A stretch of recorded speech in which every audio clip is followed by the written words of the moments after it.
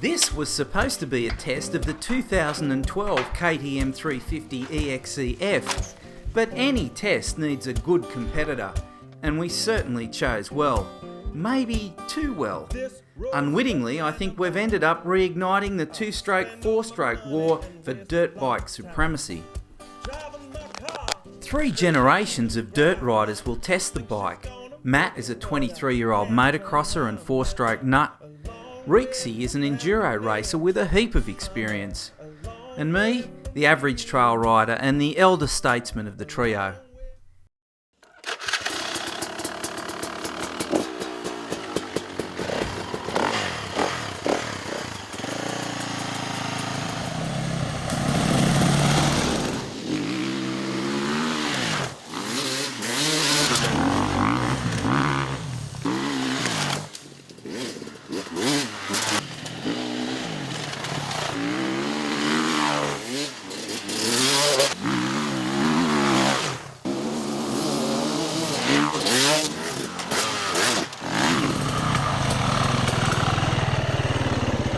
Ridden the 300 now. It's really good, really torquey, but I've always been a four-stroke man, so I can't wait to jump on the 350. Right, I'm ready to get rid of these valves, back on a power valve, let's go. Trading places, the four-stroke lover's back on his famous valve thingy.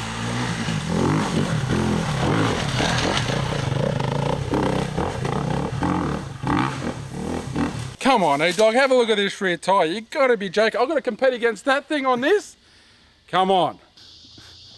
Trying to wreck it? I'm trying to wreck it. Yeah, E-Dog, here's your first part. There'll be more to come. Give me a break. Am I going to get my bike back in one piece?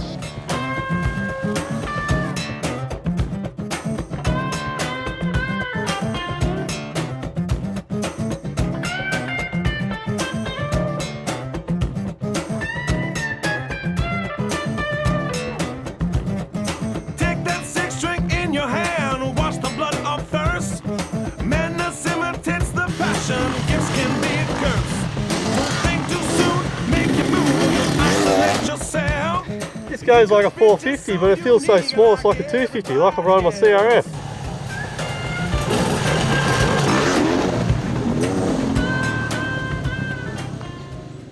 What do you think of the 350 now you spent some time on it? Yeah, it seems to be unreal. The suspension really works well, maybe a little bit harder when you're starting jumps and things like that, like just some of those rock inclines that we were jumping down. A little bit harder, but other than that, it seems to be really well. The fuel injection's excellent. It's great that they finally brought it out for the off-road bike. It makes it snappy, doesn't it? Oh, yeah, it's amazing. What do you think of that KTM300 now you've been riding it? Yeah, well, I've spent a fair bit of time on the 350, but it's been a bit of time since I got back on the two-stroke. But yeah, it's good fun. Hey, the two-strokes have certainly got that nice little nimble feel to them and springiness that the bigger four-strokes with the weight just don't quite have, you know. So did you find that when we're dropping down those drops there, you want to hit pretty hard at the bottom? Yeah, and it just wasn't there. Yeah. But one thing I did notice, but that same thing, that little down jump that we had, with that, there's no clutch. Like on a 250 for say, you've got to feather the clutch to get it, but because this has got the grunt, you can just crack it open and it's there. It's excellent. Right from the bottom, doesn't it? That's it. Yeah, it's amazing. With the 300, but still, you can crack that, and it's a little bit doughy compared to that, but as far as torque, they're both very torquey bikes, aren't they? Yeah. They're amazing. So what do you think of the what's it like in the ruts? 350. Yeah, it seems to handle more right. I did notice, as I said, back to the suspension, maybe a little bit more work there, but as far as things like that concerned, they're excellent. Still, you point in the direction you want to go and turn that throttle, it's going to take it there. So it's amazing. How'd you find the 300? Do you think it was a little bit pushy through the front end, or? Yeah, I think it's mainly that front tyre. I don't like that front tyre.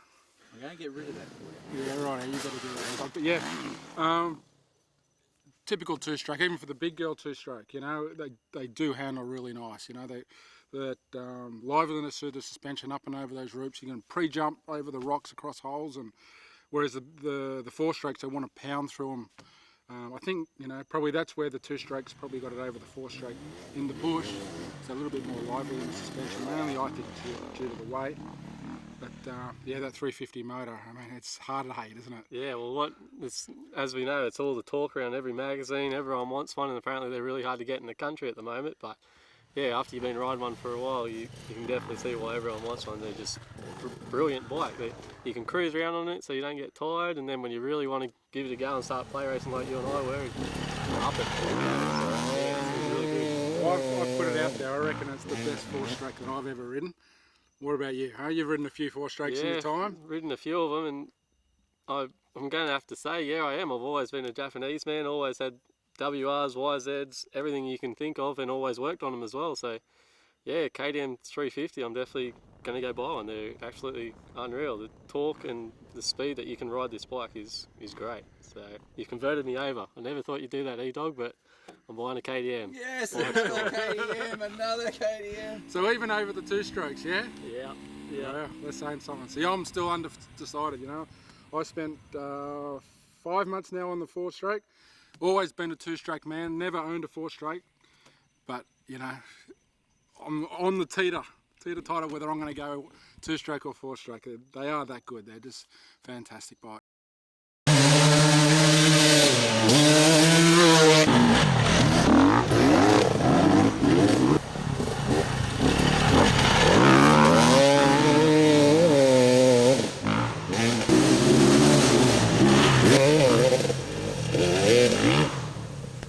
I've been riding dirt bikes for about 35 years.